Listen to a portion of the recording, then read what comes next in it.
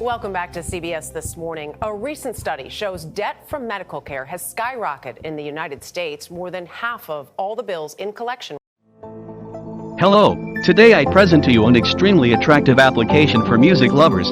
It's completely free. You can listen to music online or download unlimited music to use whenever you don't have internet. The powerful search function helps you find anything you want. Trust me. It's hard not to find what you're looking for because the search function is really powerful. Application download link is attached in the description of the video. I'm pretty sure you'll like it. Thanks. Right now, our medical bills. That means debt collectors have gotten involved. Our consumer investigative correspondent, Anna Werner, has been looking into this and joins us now. Anna, what have you learned so far? Well, Dana, a lot, actually. Think because you have a job, you won't wind up in bankruptcy or facing a lifetime of medical debt payments. You might, as the stories of two Americans illustrate so well. Florida resident Chad Kish's medical debt story began with severe pain from herniated discs in his neck last year. I really couldn't get out of bed for more than a few minutes. Doctors told the 39-year-old who runs his own small pest control business that he would need surgery.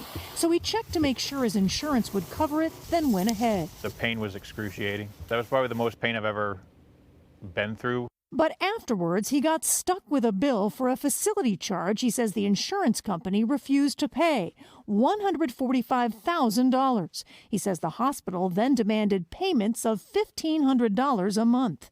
I told them that can't happen. Can we go with something lower? And they said no, so I just stopped answering their calls.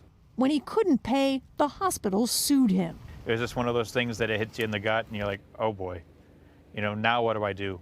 And why is it happening to me?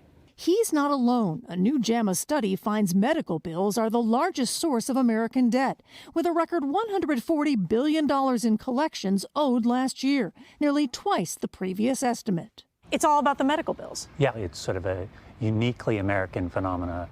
Stanford professor Neil Mahoney, the lead author, says bills are often higher for people living in a dozen states that chose not to expand eligibility for Medicaid under the Affordable Care Act. The fact that the healthcare system, which is supposed to heal people, is creating half of debt and collections in the United States is something that I think is quite distressing. One of those states is Wisconsin, where 38-year-old Alyssa Gummo lives. I felt like a criminal, like I was doing something wrong. Last October, a man showed up at her front door in Kenosha with a court summons. She was being sued for unpaid medical bills. Did you ever think that you would be in the financial situation you're in because of medical bills? Never. It just makes me feel like a failure. This is when they were suing you. Yes. And it's the second time. Back in 2017, a $50,000 bill for hip surgery forced her into bankruptcy, despite having a full-time job. Middle-class Americans, we get the short end of the stick. It's not fair. This time, the single mom has a job that pays more, but not enough to pay new bills not covered by her high-deductible insurance plan.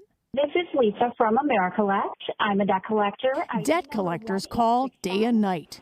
She's now on a payment plan, but says the extra $193 a month bill often leaves her choosing between prescriptions and groceries. I sit at my computer and I try and, balance my bills, and I just want to give up. Back in Florida, Kish says he was able to negotiate his bill down with a self-pay discount, but is still on the hook for roughly $50,000. And now he'll be paying $125 a month until it's gone, which will take some 33 years. Very, very frustrating. And, I don't think I should be paying the amount that I have to pay. Well, keep in mind that study only looked at debt that was already in collections, so it's not the entire picture here. Data from the pandemic isn't reflected yet, and Mahoney says he expects that to be even worse. Now, if you have a story about you and your medical bills to tell us, email us at healthcosts@cbsnews.com. Tony? Unfortunately, Anna, I think a lot of Americans have similar stories, and you'll be hearing from them. Thank you very much.